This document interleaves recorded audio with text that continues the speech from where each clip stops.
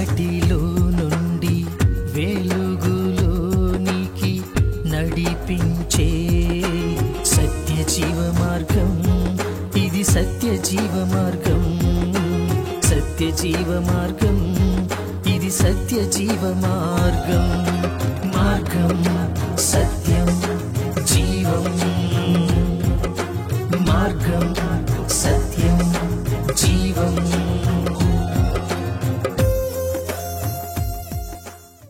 ప్రభువును ప్రియరక్షకుడైన యేసుక్రీస్తు ప్రశస్తమైన నామంలో మీ అందరికీ నా హృదయపూర్వక వందనాలు. సత్యజీవ మార్గం అనే ఈ ఆధ్యాత్మిక కార్యక్రమానికి మీకు అందరికీ స్వాగతం. ప్రియులరా, ఈ కార్యక్రమంలో దేవుని యొక్క వాక్యాన్ని ధ్యానం చేసుకోబోయే ముందు చిన్న ప్రార్థన చేసుకుని ముందుకు కొనసాగుదాం. మహాగణుడు పరిశుద్ధుడైన మా ప్రభువా, మీకు స్తుతులు స్తోత్రములు చెల్లిస్తూ ఉన్నా. మాట్లాడే దేవుడు కదా, ఇదిగో నాయన ఈ సమయంలో మా అందరితో మీరు మాట్లాడండి. మీ సహాయాన్ని మాకు అనుగ్రహించండి నా ప్రభువా. ఇదిగో నాయన మాలో మీ గూర్చిన జ్ఞానాన్ని పెంపొందించి మేము మీలో నిలిచి ఉన్నట్లుగా మాకు సహాయం దయచేయమని ప్రభువైన యేసు నామములో ప్రార్థించి వేడుకొంచున్నాము నా తండ్రి, ఆమేన్. ప్రియులరా, మరొకసారి మీ అందరికీ నా హృదయపూర్వక వందనాలు. నేటి వాక్య భాగంలో మనం ధ్యానం చేసుకుంటున్న అంశం దేవుడు మనకి తోడుంటే. దేవుడు మనకి తోడుంటే. సో దేవుడు మనకు తోడుంటే ఎంత బాగుంటుంది. యెహోవాను తమకు దేవునిగా కలిగిన జనులు ధన్యులు అని దేవుని యొక్క వాక్యం చెప్తుంది. సో మన జీవితం చాలా రకాల సందర్భాలు గుండా వెళ్తుంది కదండి. ఎప్పుడు కూడా సాఫీగా ఉంటుందని మనం దాన్ని ఎక్స్పెక్ట్ చేయలేం.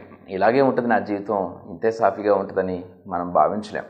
ధనవంతులైనా బీదవారైనా, ఆరోగ్యవంతులైనా మరి బలహీనులైనా, ఏ స్థితిలో ఉన్న అధికారులైనా, లేమి కలిగిన మరి బలహీనమైన స్థితిలో ఉన్నవారైనా, ఎలాంటి పరిస్థితుల్లో ఉన్నవారి జీవితాలైనా ఎప్పుడు ఒకేలాగా వెళ్తాయి, ఒకేలాగా ఉంటాయి. ఇక వాళ్ళకి తిరుగులేదు, వాళ్ళకి ఇక ఏ సమస్యలు రావు అనే మనం చెప్పలేం, అనే ఎక్స్పెక్టేషన్ మనం చేయలేం.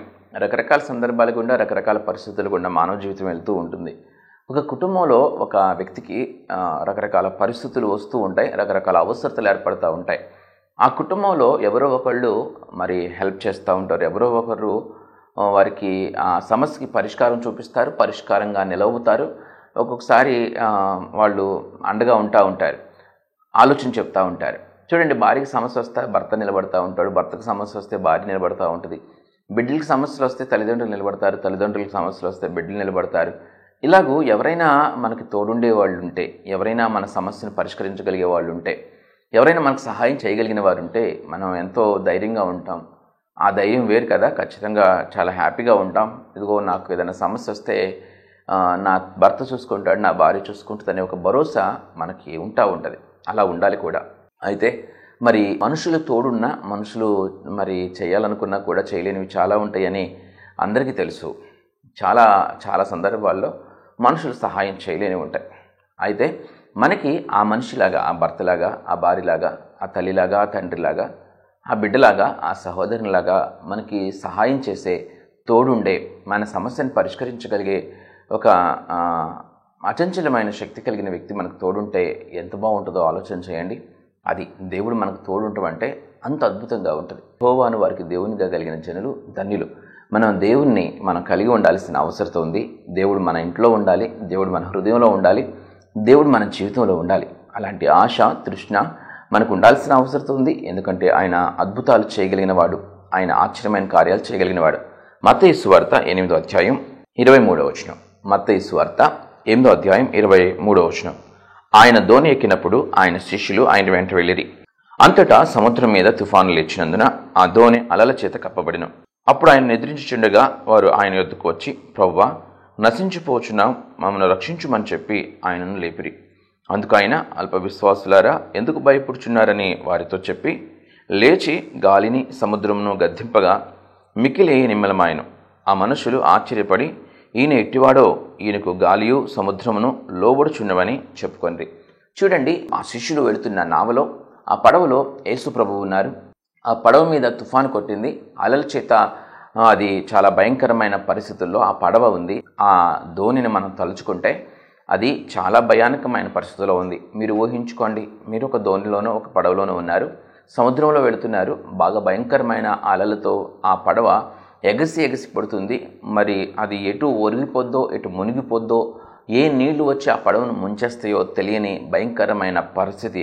ఆ పరిస్థితుల్లో మీరు ఎలా భయపడతారో, ఎలా మీ స్థితి ఉంటుందో మనం ఆలోచన చేసుకుంటా ఉంటే మనకు ఆ శిష్యుల పరిస్థితి అర్థమవుతూ ఉంటుంది. ఆ శిష్యులు అంత భయంకరంగా భయంతో వణికిపోతున్నారు, గజగజ వణికిపోతున్నారు. ప్రాణాలు చేత పట్టుకొని ఇంకా అయిపోయింది మన పరిస్థితి అనుకునే స్థితిలో ఆ శిష్యులు ఉన్నారు. ప్రియులారా, అలాంటి స్థితి మన కుటుంబాల్లో కూడా ఒక్కోసారి ఉంటూ ఉంటుంది, మన జీవితాల్లో కూడా ఉంటూ ఉంటుంది. దిక్కుతోచని భయంకరమైన పరిస్థితులు ఒక్కోసారి మనల్ని అలుముకోవచ్చు, మనల్ని కప్పివేయచ్చు, మనల్ని ఇక్కిరి బిక్కిరి చేయొచ్చు. అలాంటి పరిస్థితుల్లో మానసిక ఒత్తిళ్లు కావచ్చు, ఆర్థికపరమైన ఒత్తిళ్లు కావచ్చు, ఆరోగ్య సమస్యలు అవ్వచ్చు, కుటుంబ సమస్యలు అవ్వచ్చు, వ్యాపార సంబంధిత ఉద్యోగ సంబంధిత సమస్యలు అవ్వచ్చు. కానీ ఉక్కిరి బిక్కిరి మనం చేసేస్తూ ఉన్నప్పుడు మనము దిక్కుతోచని పరిస్థితుల్లో ఉంటాం. ఈ శిష్యులు కూడా ఆ పడవలో అంత భయంకరమైన పరిస్థితుల్లో ఉండి యేసు ప్రభుతో వారు చెప్పుకున్నప్పుడు యేసు ప్రభు లేచి గాలిని సముద్రమును గద్దించారంట. గాలిని సముద్రమును గద్దిస్తే గాలి సముద్రం కూడా ఆయన మాటకు లోబడి అవి మిక్కిలి నిమలం అయిపోయినాయి. ఆ సమస్య పటాపంచలైపోయింది. ఆ సమస్య అద్భుతంగా పరిష్కరింపబడింది. ప్రియులారా, దేవుడు మనకు తోడుగా ఉంటే మన సమస్యలు కూడా అంత సునాయాసంగా పరిష్కరింపబడతాయి. మరి ఏ వ్యక్తి వచ్చి సహాయం చేస్తాడో, ఎవరి ఆలోచన వలనది మారుతుందో, ఎవరి యొక్క ఆలోచన మారటం వలనది మారుతుందో, ఎవరు తప్పింపబడడం వలన అది మారుతుందో కానీ మనకు తెలియకపోయినా కూడా మీ సమస్యలు, నా సమస్యను దేవుడు పరిష్కరించగలడని మనం విశ్వసించాల్సిన అవసరం ఉంది. ఎందుకంటే దేవునికి అసాధ్యమైంది ఏదీ లేదు. ఆయనకున్న పేరులో ఆశ్చర్యకరుడు, ఆశ్చర్యమైన కార్యాలను చేయగలిగిన దేవుడు. ఖచ్చితంగా మరి ఆ యొక్క గాలి సముద్రం ఆయన మాటకు లోబడినప్పుడు వాళ్ళు ఆశ్చర్యపోయారంట. శిష్యులు ఆశ్చర్యపోయారు. ఎన్నో అద్భుతాలు చూస్తున్నారు యేసు ప్రభు చేసే. ఎప్పటికీ ఆశ్చర్యమే, ఏది చూసినా ఆశ్చర్యమే. ప్రియులారా, మీ జీవితాల్లో కూడా ఆశ్చర్యమైన కార్యాలని దేవుడు చేయగలడు. దేవుడు మన హృదయంలో ఉండాలి, మన కుటుంబంలో, మన జీవితంలో ఖచ్చితంగా దేవుడు ఉండాలనే ఆశ, దేవుని మీద ఆనుకునే స్థితి, దేవుని కోసం ఆశపడే స్థితి మనకు ఉండాల్సిన అవసరం ఉంది. సో ఆశ్చర్యపోయారు. ఆశ్చర్యకరుడు, ఆశ్చర్యమైన కార్యాలు చేసే దేవుడు. ఆయన పేరు ఆశ్చర్యకరుడు. ఆయనకున్న మరొక పేరు ఆలోచనకర్త. ఏం పేరండి? ఆలోచనకర్త. మనకి ఒక్కొక్కసారి ముందుకెళ్లాలో ఆగిపోవాలో తెలియదు. మరి ఆ నిర్ణయం తీసుకోవచ్చో తీసుకోకూడదో తెలియదు. మరి ఆ సమస్యలోంచి ఏం చేయాలో ఎవరైనా సలహా ఇచ్చేవాళ్ళు ఉంటారేమో అని మనం ఎదురు చూస్తూ ఉంటాం. ప్రియులారా, దేవుని యొక్క వాక్యాన్ని మీరు ధ్యానం చేస్తే దేవుడు మీతో మాట్లాడితే దేవుడు మనకు సలహా కూడా ఇస్తాడు. ఏం చేయాలో, ఏం చేయకూడదో, ముందుకెళ్లాలో ఆగిపోవాలో కూడా దేవుడు మాట్లాడతాడు. ఆలోచనకర్త, మనకు ఆలోచన చెప్పే దేవుడు. ఖచ్చితంగా మనకు ఆలోచన దేవుడు చెప్తాడు. పదే నీవు దేవుణ్ణి రుజువు కూడా అడగొచ్చు. ప్రభువా, నాకుతో మాట్లాడావు, నువ్వు మళ్ళీ ఒకసారి మాట్లాడు, దీన్ని రుజువు చేయి అని నువ్వు అడగొచ్చు.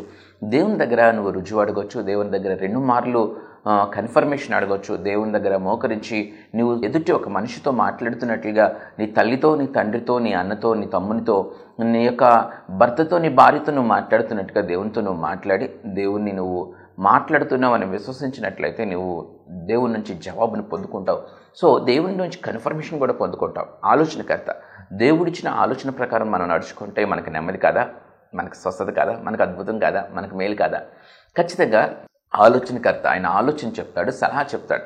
అలాగే ఆయన ఆదరణకర్త. ఆయనకున్న మరొక పేరు ఏంటంటే ఆదరణకర్త. దేవుడికున్న మరొక పేరు ఆదరణకర్త, మనల్ని ఆదరించేవాడు. చాలాసార్లు మన కుటుంబీకులు మనల్ని ఆదరిస్తే చాలా కమ్మగా ఉంటుంది, చాలా హాయిగా ఉంటుంది. ఒక తల్లి తన బిడ్డను ఆదరిస్తూ ఉంటే, పోనీలే నన్ను అంటూ ఉంటే చాలా హాయిగా ఉంటుంది, చాలా కంఫర్ట్ వస్తుంది. ఒక భర్త భార్యను ఆదరిస్తూ ఉంటే, సో భార్య భర్తను ఆదరిస్తూ ఉంటే, తల్లిదండ్రులని బిడ్డలు ఆదరిస్తూ ఉంటే ఆ కంఫర్ట్ చాలా బాగుంటుంది. సో ప్రియులరా, దేవుడు మనల్ని ఆదరిస్తాడు. ఎలా ఆదరిస్తాడంటే ఆయన మాట ద్వారా మనల్ని ఆదరిస్తాడు, ఆయన కార్యాల ద్వారా మనల్ని ఆదరిస్తాడు. అలాగే దేవదూతలను ఏర్పాటు చేసి నీ యొక్క కుటుంబీకులను, నీ ఇరుగు పొరుగు వారినో, నీ స్నేహితులను ఎవరో ఒకరిని నీ ఎదుట ఉంచి దేవుడు ఆదరిస్తాడు. దేవుడు తలుచుకుంటే చేయలేనిది ఏది ఉండదు. దేవుడు ఆదరణకర్త, ఆశ్చర్యకరుడు, ఆలోచనకర్త, ఆదరణకర్త. మనల్ని ఆదరించే దేవుడు, విడుదల చేసే దేవుడు, విడుదలనిచ్చే దేవుడు అండి. భయంకరమైన సమస్యల నుంచి దయ్యాలు పట్టిన వారిని యేసుప్రభు దగ్గరికి తీసుకొచ్చేవారు. దయ్యాలు పట్టి వారు మంటల్లోకి వెళ్ళిపోతూ ఉంటే, వాళ్ళు నేలలో పడిపోతూ ఉంటే, రకరకాల వింత చేష్టలు వారు చేస్తూ ఉంటే వారిని తీసుకొస్తే, యేసుప్రభు దగ్గర తీసుకొస్తే వారికి విడుదల దేవుడిచ్చాడు, విడుదలనిచ్చాడు. సో మన జీవితాల్లో విడుదలనిచ్చే దేవుడు భయంకరమైన పాపాల నుంచి, భయంకరమైన చీకటి శక్తుల నుంచి, భయంకరమైన సాతాను క్రియల నుంచి దేవుడు మనకు విడుదలిస్తాడు. భయంకరమైన పాపిష్టి కార్యాల నుంచి, భయంకరమైన త్రాగు నుంచి, భయంకరమైన వ్యభిచారం నుంచి, భయంకరమైన చెడుతనం నుంచి దేవుడు మనకి విడుదలనివ్వగలిగిన దేవుడు. విడుదల గొంగళి పురుగుని సీతాకొక చిలుకగా మారినప్పుడు ఎంత ఆహ్లాదంగా ఉంటుంది అది. అలాంటి గొంగళి పురుగు లాంటి మనల్ని కూడా దేవుడు సీతాకోక చిలుకలాగా మార్చగలడు. ఆయన విడుదలనిచ్చే దేవుడు. ప్రతి విధమైన పాపం నుంచి, ప్రతి విధమైన సమస్య నుంచి కూడా దేవుడు విడుదలిస్తాడు. ఆయన పరమ వైద్యుడు, స్వస్థపరిచే దేవుడు. ఖచ్చితంగా మన సమస్యలు, మన వ్యాధులు, మన బలహీనతలను ఆయన స్వస్థపరుస్తాడండి. దేవుడు మనకు తోడుగా ఉంటే ఎంత అద్భుతమో ఆలోచన చేయండి, ఎంత మేలో ఆలోచన చేయండి. దేవుడు మన పాపాలని క్షమించగలిగిన దేవుడు, పాపాల నుంచి మనల్ని రక్షించగలిగిన వాడు, రక్షకుడు. ఆయనకున్న పేరు రక్షకుడు. పాపాలని ఎవరైనా క్షమించగలరా? పాపాలను ఎవరైనా మన నుంచి తీసేయగలరా? ఎవరు తీసేయలేరు. ఎలా ఒక పాపి ఎలా పరిశుద్ధుడవుతాడు? ఏ నదిలో అన్న స్నానం చేస్తేనో, లేకపోతే కోళ్ళను బలిస్తేనో, గొర్రెలను బలిస్తేనో అయిపోతారా అంటే అవరు. దేవుడే మన పాపాలను తీస్తేనే అవుతుంది. అలా దేవుడు మాత్రమే మన పాపాలను తీసేస్తాడు. సో దేవుని నమ్మాలా వద్దా? దేవుని అనుకోవాలా వద్దా? ఖచ్చితంగా అనుకోవాలి. పోనీ ఎవరైనా ఒకరు రాసేసిన కదా యేసుప్రభు గురించి, ఎవరైనా ఒక వ్యక్తి రాసిన కదా. సో వైఎస్ రాజశేఖర రెడ్డి గారు తెలుసా మీకు? తెలుసు. ఎలా తెలుసండి? ముఖ్యమంత్రి గారండి అంటారు. ఎన్టీ రామారావు గారు తెలుసా మీకు? తెలుసండి. ఎలా తెలుసండి? మా ముఖ్యమంత్రి గారండి అంటారు. కాబట్టి ఎవరైనా వాళ్ళ గురించి చెప్తే వాళ్ళు లేరని చెప్పగలరా? చెప్పలేరు. ఎందుకంటే వాళ్ళు మనం చూసిన జనరేషన్. అలాగే ఏ రాజు గురించి అయినా చెప్తే హిట్లర్ ఉన్నాడా లేడా అంటే ఖచ్చితంగా ఉన్నాడంటారు. చదువుకున్న ప్రతి పిల్లలు రాజు. ఆయన ముక్కోపి, ఆయన కోపిష్ఠుడు, ఆయన క్రూరుడు, కోపిష్టి హిట్లర్ అని చెప్తారు. సో అలాగూ మరి రాజుల గురించి మనకు తెలుసు. అలాగే మంత్రులు, ముఖ్యమంత్రుల గురించి తెలుసు. వీళ్ళందరినీ నమ్ముతాం. శాస్త్రవేత్తల గురించి తెలుసు. రైట్ బ్రదర్స్ తెలుసా అంటే రైట్ బ్రదర్స్. చదువుకున్న వాళ్ళకి తెలియకపోవచ్చు, కానీ చదువుకున్న వాళ్ళకి తెలుసు. రైట్ బ్రదర్స్ తెలుసు. వాళ్ళు విమానాన్ని కనిపెట్టారంటాం. అలాగే లూయి పాశ్చర్ తెలుసా అంటే లూయి పాశ్చర్ తెలుసు. ప్యాచరైజేషన్ అనే ప్రాసెస్ని కనిపెట్టిన వ్యక్తి లూయి పాశ్చర్ అంటాం. అలెగ్జాండర్ ఫ్లెమింగ్ తెలుసా అంటే అలెగ్జాండర్ ఫ్లెమింగ్ తెలుసు. ఇన్సులిన్ని కనిపెట్టాడు అంటాం. రకరకాల మందుల్ని కానీ, రకరకాల వస్తువులను కానీ. గ్రాహం బెల్ తెలుసా అంటే గ్రాహం బెల్ తెలుసు. ఫోన్ కనిపెట్టాడంటాం. ఇలాగూ అనేక మంది శాస్త్రవేత్తల గురించి ఎలాగైతే చదువుతున్నామో, ఎలాగైతే చెప్పగలుగుతున్నామో, ఎలాగైతే నమ్ముతున్నామో, అలాగే 2025 సంవత్సరాల క్రితం యేసు ప్రభు ఈ భూమి మీద మనిషి కుమారునిగా పుట్టాడు. ఆ దేవాతి దేవుడు పాత నిబంధన అంతటిలో పుడతాడు రాయబడినట్లుగా ఆయన పుట్టాడు. 33.5 సంవత్సరాలు ఈ భూమి మీద ఆయన ఉన్నారు. 33.5 సంవత్సరాలు యంగ్ ఏజ్లోనే ఆయన మనందరి కోసం తన ప్రాణాన్ని సిలువ మీద అర్పించి 3వ రోజున పునరుద్ధానుడై 47 రోజులు తన శిష్యులకి, మరి అక్కడున్న స్త్రీలకి తన నగుపరుచుకొని వారిలో తిరిగి బలాన్ని పునరుద్ధరించి, వారు యేసుప్రభుని సిలువేసినప్పుడు శిష్యులందరూ బలహీనమైపోలేదండి. యేసుప్రభుని సిలువేసినప్పుడు శిష్యులందరూ భయంతో గజగజ వణికిపోలేదా? వారు భయాందోళనకు గురై కొంతమంది ఆయన్ని ఎరగనని కూడా చెప్పేసినట్లుగా మనం చూడలేదా? వారందరూ దాక్కున్నట్లుగా మనం చూడలేదా? యేసుప్రభు తిరిగి పునరుద్ధానుడై 3వ దినాన లేచి ఆ దేవదూత ఆ రాయిని దొర్లించి ఆయన తిరిగి వచ్చి శిష్యులకు కనిపించినప్పుడు ఆ శిష్యులు నూతనమైన బలాన్ని, నూతనమైన ధైర్యాన్ని పొందుకొని ప్రాణాలకు తెగించి ప్రాణాలకు పోయినా సరే పర్వాలేదని చెప్పి యేసుప్రభు గురించి, యేసుప్రభు నిజ రక్షకుడని యేసుప్రభు గురించి వారు బోధ చేయలేదా? తోమా మన భారతదేశానికి రాలేదా? తోమా చెన్నైలో చంపబడలేదా? యేసుప్రభు శిష్యులలో 12 మంది శిష్యుల్లో ఒక శిష్యుడైన తోమా మన భారతదేశానికి వచ్చి యేసుప్రభు ప్రేమ గురించి, యేసుప్రభు యొక్క గొప్పతనం గురించి మనకు బోధించినప్పుడు అనేక మంది యేసుప్రభుని అంగీకరిస్తూ ఉంటే, యేసుప్రభుని విశ్వసిస్తూ ఉంటే చాలామందికి వారి యొక్క ఆదాయ వనరు తగ్గిపోయి, సో వారు ఒక తెలియని డైలమాలోకి వెళ్ళిపోయి ఎలా వారి ఆదాయ వనరుని కాపాడుకోవాలో తెలియక ఈ వ్యక్తి వచ్చి పాడు చేసేస్తున్నాడు అని చెప్పి తోమా మరి ఆ కొండ మీద ప్రార్థన చేసుకుంటూ వెనుక నుంచి శూలంతో గుచ్చి చంపేశాడు. అది వాస్తవం కాదా? సో ఆ రీతిగా యేసుప్రభు శిష్యులు 12 మంది శిష్యులు చంపబడలేదా? ఒకళ్ళు తలకిందులుగా సిలువేయించుకోలేదా? సో రకరకాలుగా వారిలో ఎందుకు వచ్చింది అంత ధైర్యం, ఎందుకు వచ్చింది అంత బలం? అంతకుముందు వారు మనలాగా భయంతో, బలహీనతతో నింపబడిన వాళ్ళు కాదా? పునరుద్ధానుడైన యేసుని చూసిన తర్వాత వారిలో నూతనమైన బలం వచ్చింది, నూతనమైన ధైర్యం వచ్చింది. కాబట్టి ప్రియులరా, దేవుడు శక్తివంతుడు. ఆయన మనకు తోడుగా ఉంటే మన పాపాలు రక్షింపబడతాయి. మనం ప్రార్థిస్తే పలికేవాడు ఆయన. నువ్వు ప్రార్థిస్తే ఖచ్చితంగా నీ ప్రార్థన వినగలిగిన దేవుడు ఆయన. మనం విశ్వసిస్తే మనం అద్భుతాలు చూడగలుగుతామండి. ఆయన ఎన్ని గొప్ప విషయాలు మనకు బోధిస్తున్నారు. యేసుప్రభుని విశ్వసించడం ద్వారా జ్ఞానాన్ని పొందుకుంటాం. ఆయన మనకి ఆదరణకర్తగా ఉండాలి. మనం కూడా మన కుటుంబంలో రెస్పాన్సిబుల్ పర్సన్గా ఉండాలి. దేవుని పిల్లలమైన మనం మన కుటుంబంలో రెస్పాన్సిబుల్గా ఉండాలి. ఒక బాధ్యతాయుతమైన వ్యక్తిగా మనం మన కుటుంబంలో ఉండాలి. దేవుని పిల్లలమైన మనం దేవుని ప్రేమను కలిగి ఉండాలి. ఒక తల్లి ఒక కుటుంబంలో ఏమాత్రం కూడా లాభాన్ని అపేక్షించుకోకుండా కుటుంబాన్ని ప్రేమిస్తుంది, బిడ్డలను ప్రేమిస్తుంది.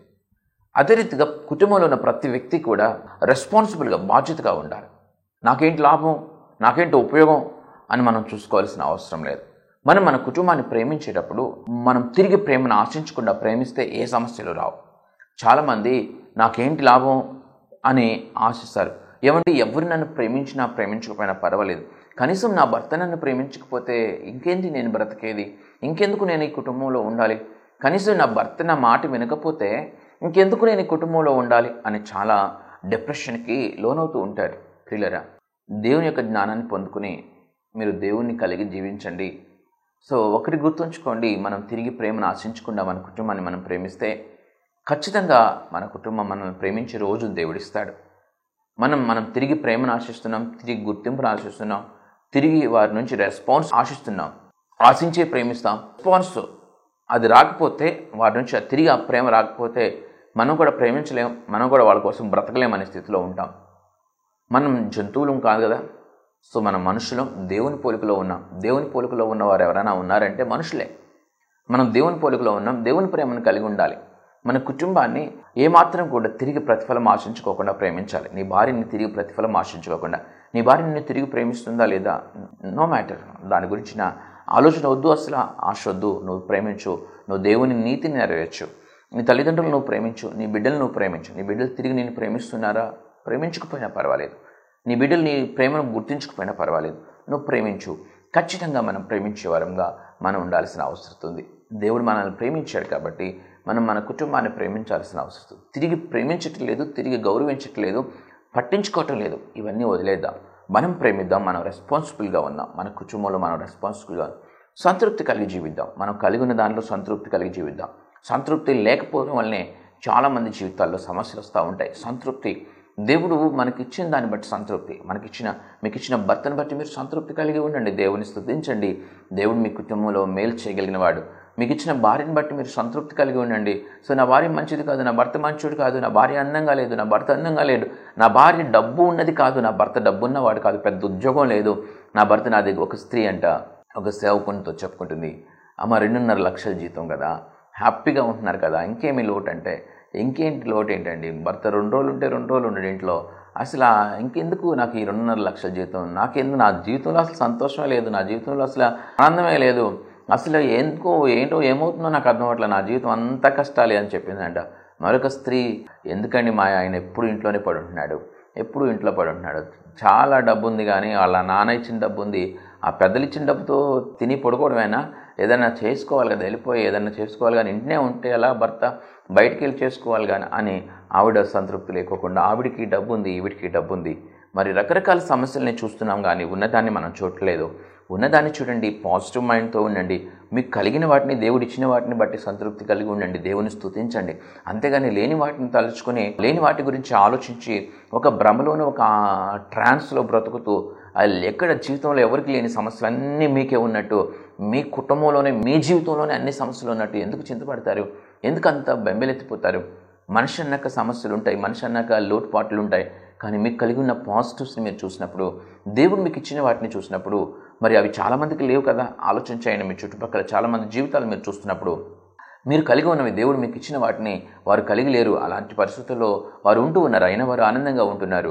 కాబట్టి మీరు చాలా హ్యాపీ, మీరు చాలా ధన్యులు, మీరు చాలా మంచి స్థితిలో ఉన్నారు, మీకు చాలా దేవుడు మేలు చేశాడు. కాబట్టి అలాంటి పరిస్థితిని తలపోసుకుంటూ దేవుని స్తుతించి సంతృప్తిగా జీవించేవారుగా ఉండాలి, కానీ సంతృప్తి లేని వారిగా ఉండకూడదు. సో ఏమాత్రం కూడా సంతృప్తిగా ఉంటున్న వారిని సాధన భ్రమపరుస్తాడు. ఇంకా సంతృప్తి లేకపోతే త్వరగా పడగొట్టేయగలడు, త్వరగా త్రోవ తప్పించేయగలడు, త్వరగా నాశనం చేసేయగలడు. అవ్వ దేవుని మాట నమ్మిందా, సాతాను మాట నమ్మిందా? దేవుడు ఎన్ని మేలులు చేశాడు, అన్ని ఫలాలు ఇచ్చాడు, అన్ని ఫ్రూట్స్ తినండి అన్నాడు, ఒక్క ఫ్రూట్ తినొద్దు అన్నాడు. కానీ అవ్వ మరి వింది, చాలా చక్కగా హ్యాపీగా వాళ్ళకి ఆకలిసినప్పుడు ఫ్రూట్స్ తింటున్నారు, యేసుప్రభు వచ్చినప్పుడు దేవునితో స్పెండ్ చేస్తున్నారు, వారు అవ్వ ఆదాము చాలా చక్కగా సంతోషంగా గడుపుతున్నారు. కానీ సాతాను ఏం చెప్పింది, ఆ పండు తింటే దేవుడు చచ్చిపోతాడని చెప్పారు కదా, మీరు చావనే చావరు, మీరు దేవదూతలలాగా కంటారు, దేవదూతల వంటి జ్ఞానం మీకు వస్తుంది అని చెప్పినప్పుడు అవ్వ ఎవరి మాట నమ్మింది? దేవుని మాట కంటే సాతాను మాట ఆకర్షణగా లేదా అవ్వకి? దేవుని మాట కంటే సాతాను మాట నమ్మదగిందిగా లేదా? దేవుని మాట కంటే సాతాను మాటకి ఎక్కువ మక్కువ చూపించలేదా? అలాగే నేటి సమాజం కూడా, నేటి భక్తులు కూడా, దేవుణ్ణి వెంబడించేవారు కూడా, అరే దేవుణ్ణి స్వయంగా చూసిన అవే పడిపోయిందే సాతాను మాటల్లో. మనం కూడా ఒక్కొక్కసారి అబద్ధాలకు ఎక్కువ ప్రాధాన్యతనిస్తాం, మోసానికి ఎక్కువ ప్రాధాన్యతనిస్తాం, పాపానికి ఎక్కువ ప్రాధాన్యతనిస్తాం, సాతాను మాటల్ని నమ్ముతాం ఎక్కువ. అరే ఎవరైనా ఆలోచన చెప్తే అది దేవుని వాక్యానికి విరుద్ధమైందైనా, దేవునికి ఇష్టం లేదైనా, ఇక ఈసారికి చేసేద్దాం అని చేసేసి తిప్పలు పడేవారు ఉన్నారు. ఇలా దేవుడు మనకు తోడుగా ఉంటే దేవుడు చెప్పే ఆలోచన మనకు క్షేమం. అలా చేస్తే తిప్పలు తెచ్చుకుంటారు, అలా చేస్తే ఇంకా సమస్యలు కుటుంబాలు తెచ్చుకుంటారు, అలా చేస్తే ఇంకా బంధాలను దూరం చేసుకుంటారు, అలా చేస్తే ఇంకా గలిబిలిని పెంచుకుంటూ ఉంటారు. సాతాను పెట్టిన మాటల్ని, సాతాను చెప్పే ఆలోచనల్ని, సాతాను చొప్పించే జ్ఞానాన్ని నమ్మితే ఎలా? దేవుని మాటలు నమ్ముదాం. సో దేవుణ్ణి విశ్వసించడం ద్వారా మనం చాలా మేలుని పొందుకోగలుగుతాం. కాబట్టి ప్రియులారా, దేవుని మీద ఆధారపడదాం, ఆయన ఉన్నాడని నమ్ముదాం. ఎందుకంటే యేసు ప్రభువు దగ్గర నుంచి ఆయన ఏ జనరేషన్ నుంచి వచ్చారు, వారు ఎవరు బిడ్డ అని లూకాసు సువార్తలో ఆ వివరాలన్నీ కూడా మళ్ళీ అవాదం దాకా ఉంటాయి. ఇంత క్లియర్గా హిస్టరీని కలిగిన వారు ఎవరైనా ఉన్నారా? యేసు ప్రభు గురించి అంత స్పష్టంగా రాయబడితే మనం ఎందుకు ఇంకా అపనమ్మకం, అల్పనమ్మకం? కొంతమందికి అసలు నమ్మకం ఏముండదు, కొంతమందికి అల్పంగా ఉంటుంది. అలా ఉండక మరి దృఢమైన విశ్వాసంతో దేవుని కలిగి ఉందాం. దేవుడు చెప్పినట్లుగా మనం మన జీవితాన్ని సరి చేసుకుందాం. దేవుని వాక్యం ప్రకారం మనం కట్టుకుందాం. దేవుడు మనకు తోడుగా ఉంటాడు, మనకు ఆలోచన చెప్తాడు, మనకు మేలు చేస్తాడు, మన బిడ్డలను దేవుడు ఆశీర్వదిస్తాడు, మన కుటుంబాన్ని ఆశీర్వదిస్తాడు. అలాంటి కృప దేవుడు మనందరికీ అనుగ్రహించును గాక. ఆమేన్. ప్రార్థన చేసుకోండి. మహాగణుడు, పరిశుద్ధుడైన మా ప్రభువా, మీకు స్తోత్రము చెల్లిస్తూ ఉన్నాం. మీరు మాట్లాడిన ప్రతి మాటను బట్టి వందనాలు నాయన. అయ్యా, విన్న ఈ మాటలు బిడ్డలు మరొక వారి హృదయంలో భద్రపరుచుకుని మిమ్మల్ని కలిగి ఉండాలని, మిమ్మల్ని వారి హృదయాల్లో కలిగి ఉండాలని, మిమ్మల్ని వారి జీవితాల్లో, వారి కుటుంబాల్లో కలిగి ఉండాలని ఒక ఆశతో నా తండ్రి మిమ్మల్ని ప్రార్థించడానికి సహాయం దయచేయండి. ప్రార్థన వినే దేవుడు నాయన. ఇదిగో నా తండ్రి, ఎవరు చేస్తున్నా ప్రార్థన వినే దేవుడు నాయన. వారు చేస్తున్న ప్రార్థన మీరు ఆలకించండి. మా పాపాలని కడగండి, పరిశుద్ధపరచండి. పరలోక రాజ్యానికి వారసులుగా మమ్మల్ని అందరినీ తీర్చిదిద్దండి. అయ్యా, ఏ బిడ్డల జీవితాల్లో, కుటుంబాల్లో గలిబిలి ఉందో ఆయా బిడ్డల కుటుంబాలను స్థిరపరిచి, వారికి జ్ఞానాన్ని అనుగ్రహించి, చక్కటి మాట తీరునిచ్చి, చక్కటి ఆలోచన శక్తినిచ్చి, వారి కుటుంబాలను వారు కట్టుకునేవారుగా ఉండడానికి సహాయం దయచేయమని ప్రభువైన యేసు నామములో ప్రార్థించి వేడుకొంచున్నాను తండ్రి. ఆమేన్. దేవుడు మనందరినీ దీవించి ఆశీర్వదించును గాక. ఆమేన్.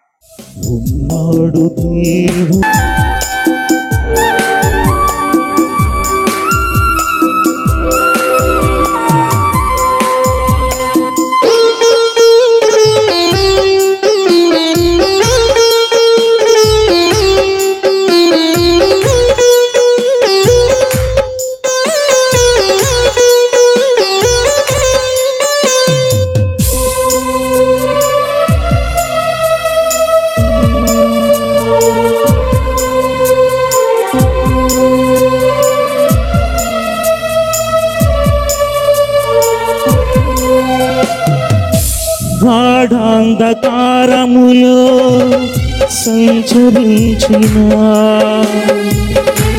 కన్నీటి లోయలో మునిగిపోయినా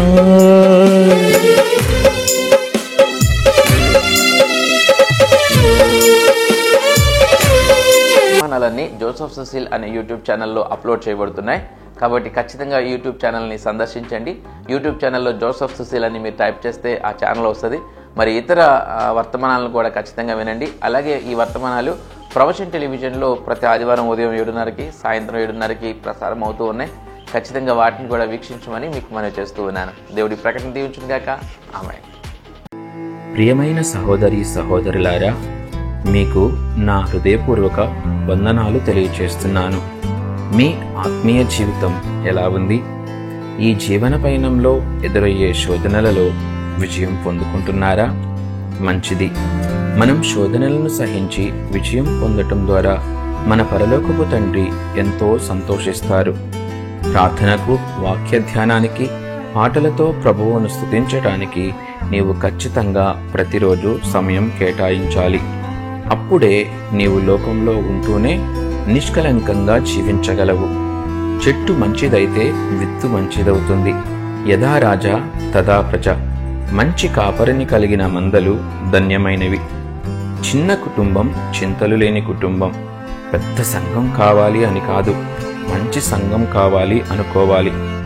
అట్టహాసాలకి, ఆడంబరాలకి, ఆటపాటలకి ఆకర్షితులు కాక ప్రభువుకు సంపూర్ణ విధేయత చూపిస్తూ మంచి నడవడిక, మంచి సాక్షి జీవితం, మంద పట్ల బాధ్యత కలిగిన కాపరిని ఎంచుకోవాలి. ఆ సంఘంతోనూ ఆ సేవకునితోనూ తద్వారా ప్రభువుతో అంటుకట్టబడి ఉండాలి. మీ కష్టార్జితం, మీ దశమ భాగాలు మీరు సంతోషంగా దేవునికి కానుక ఇవ్వాలనుకున్నప్పుడు వాటిలో శ్రేష్టమైనవి, అత్యధికమైనవి మీ సంఘ కాపరికి మాత్రమే ఇవ్వాలి. మంద కాచేవాడు మంద పాలుకి అర్హుడు. ఎక్కడో ఉండే టీవీ వర్తమానికుడు ఎంతవరకు నీ మంచి చెడ్డ పట్టించుకోగలడు? ఎంతవరకు నీ యోగక్షేమాలు పట్టించుకోగలడు? నీ కన్నీరు చూడగలిగేది, నిన్ను పట్టించుకోగలిగేది, నీవు ఆశీర్వదింపబడితే సంతోషించేది నీ సంఘ కాపరి మాత్రమే. నీ సంఘ కాపరిని సంతోషపరచు, ఘనపరచు. ఆయన కంటనీరు రాకుండా చూసుకోవాలనే కోరిక నీవు కలిగి ఉంటే ప్రభువు సమస్తం చూస్తూ ఉన్నాడు. ప్రభు సేవలో మీ జోసెఫ్ సుశీల్.